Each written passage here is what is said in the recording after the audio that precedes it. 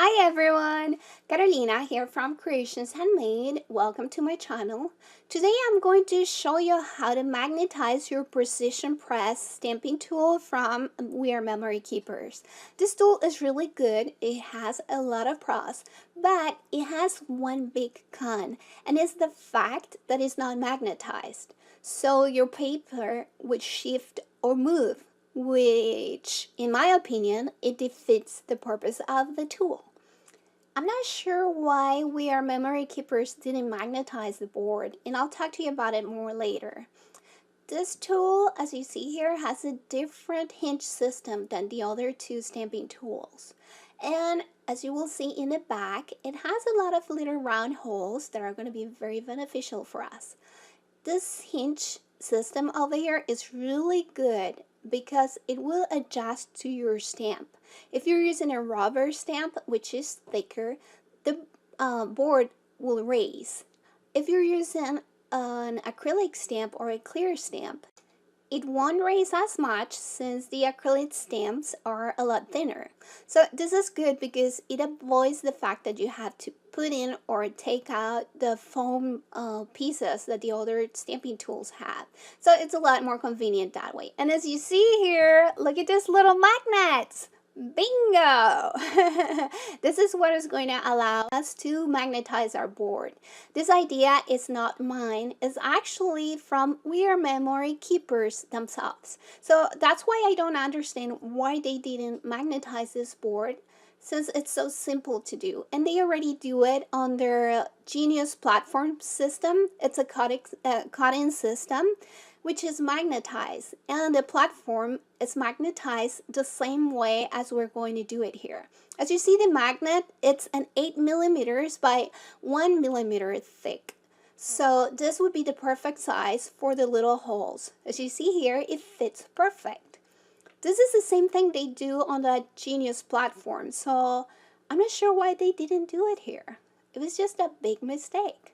But thankfully we can do it, and we can do it very easily and inexpensively. These magnets, if you buy them on eBay, you can buy 50 of them for less than $4, which is really cheap. I'm using here E6000. This adhesive is very toxic. So if you're going to use it, make sure that you use it in a well-ventilated area. If you have a mask, use a mask too. I usually do that. It's really worth it. I'm going to use a little wooden stick, as you see here, and then I'm going to apply a little glue on it, and I'm going to use a little wooden stick to apply the glue inside the round hole here. And then after I apply the glue, I am going to grab my little magnet and I'm going to just let it fall right in place in the hole. I'm using a pen. Here is a gel pen, and this pen is perfect to just flush my little magnet into the bottom of the board and press it against the adhesive. This is just a gel pen. It's the right size, so it fits perfectly inside that hole, and it works to just push your magnet into the bottom of the board, and it presses against the adhesive better. So I'm going to show you here how I kind of do it all over the board.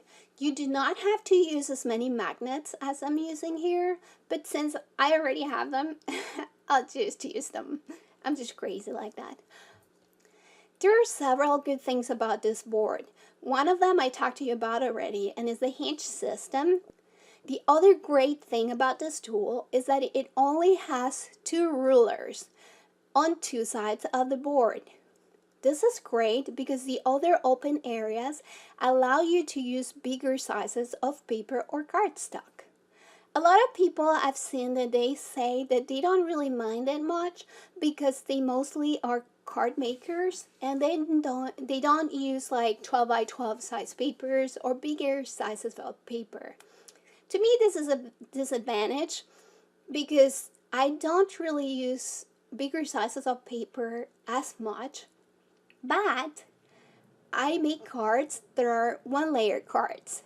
So sometimes I want to stamp on my 1-layer card, and with the other 2 tools, the Misty and the stamping tool from Hampton Arts, I wouldn't be able to do that.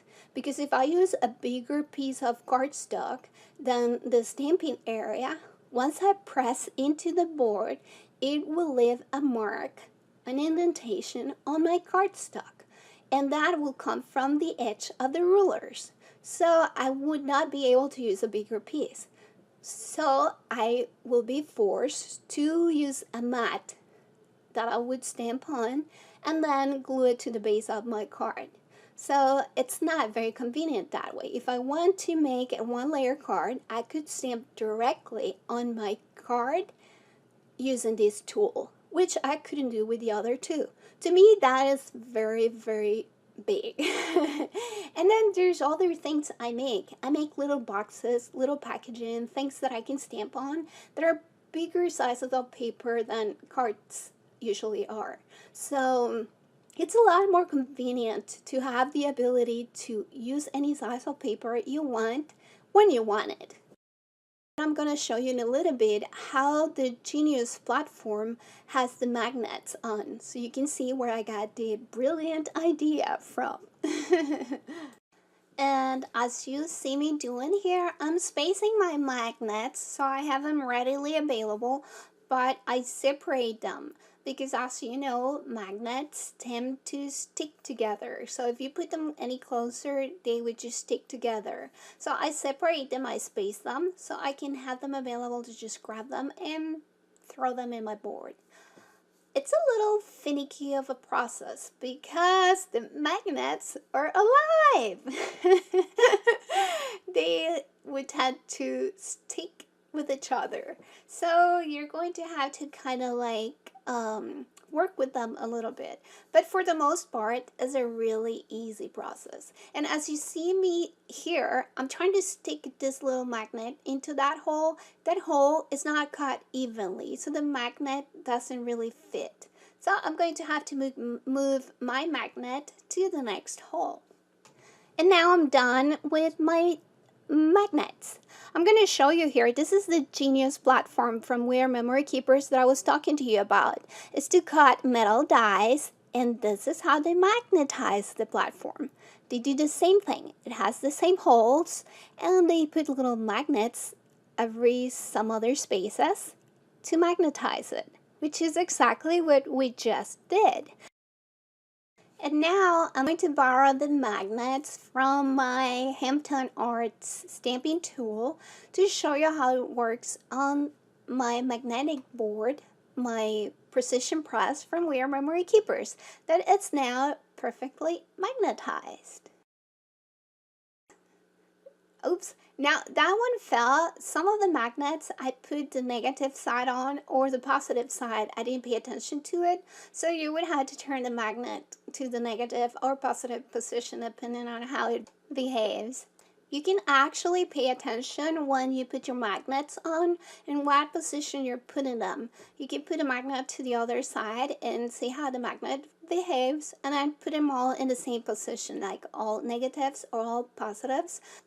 And then you won't have to turn your magnets around.